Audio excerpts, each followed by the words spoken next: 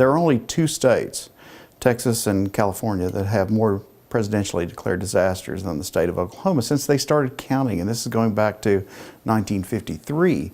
So we have the entire gamut here in this state, whether it's a flood or an ice storm, whether it's a tornado, or of course the earthquakes that we have that could be declared.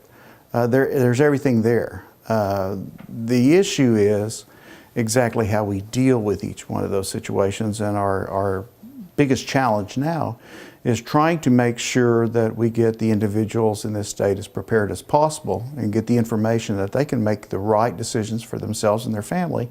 So actually we are called into service fewer times, that there is more preparedness out there on the front end, because we cannot stop the natural disasters that happen in this state, but what we can do is try to lessen the effects.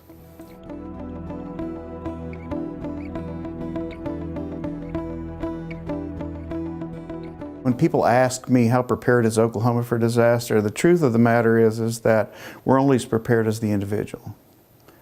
People ask me that a lot for my position, and I say, always come back with the same answer: how prepared are you? Because if I'm your preparedness plan, that the state is going to come in and take care of you and your family after a tornado takes out your house or a flood waters rise in your house, you have a pretty lousy plan.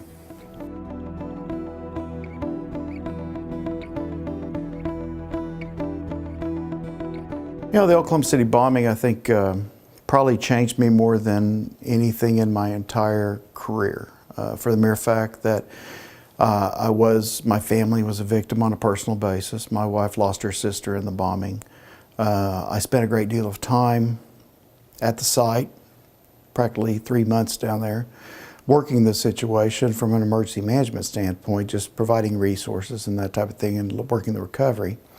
But I think the biggest thing that I got out of the bombing is the idea that we need to always remain compassionate to those who have lost so much.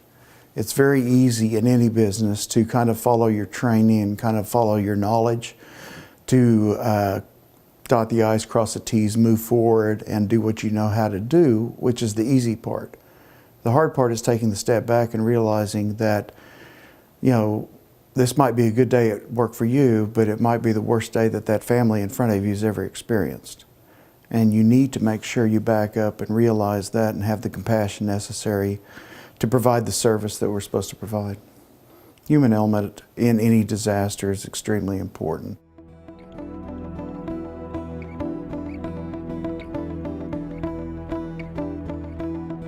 What makes me right for this job? I think every person, of course, has their attributes and their flaws, and I have plenty of flaws, don't get me wrong.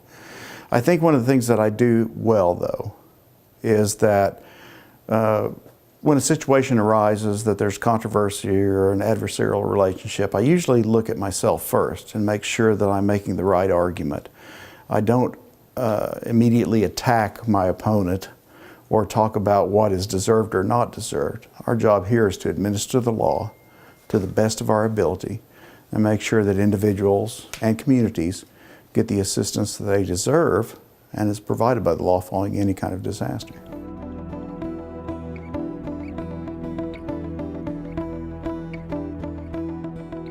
I constantly think about roads and bridges, and I know we do a good job, the Department of Transportation does, on doing the best they can to keep up the roads and bridges, but that's really, when you talk about any type of hazard, the mobility of our citizens to move to safety, to move out of harm's way, and whether that infrastructure is up and basically available for them to utilize is really one of the main keys that we have to think about, especially with the earthquakes that have been happening.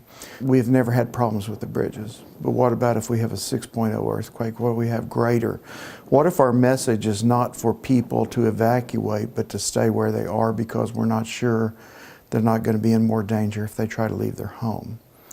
These are the things that concern me, things that keep me up at night, and what we currently are working on to try to get the best message out there. Because when it really comes down to it, I think the information that the governor gives, the information that officials give immediately following a disaster, is our best ammunition to mitigate the effects of that disaster.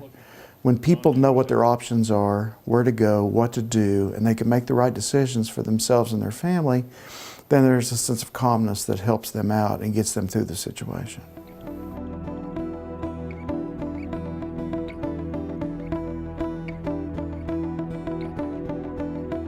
When it comes to emergency management and on a personal level, I always tell my wife, I say, you know, I look forward to the day after retirement when I can go to my front window in my robe and have a cup of coffee and say, boy, that looks like a pretty snow.